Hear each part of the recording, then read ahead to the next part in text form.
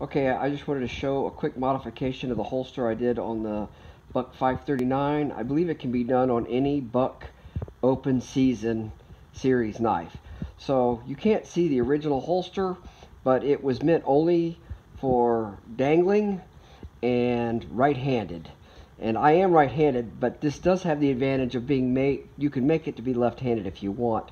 I didn't like the dexterity it took to open it and then grab it and release it, and especially to put it back in took quite a bit more machinations than I'm willing to put up with. I'm pretty lazy when it comes to holsters. So essentially I took a flashlight holster.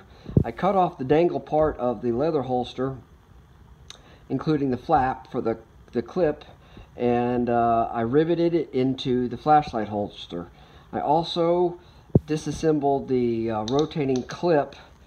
It also rotates. I disassembled the rotating clip and put belt loop and put this clip on here because I like it when I put it in that it gives me positive tension.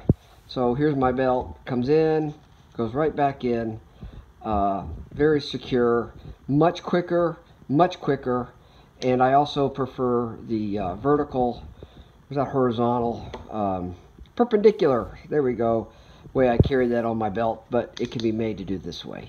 That's it.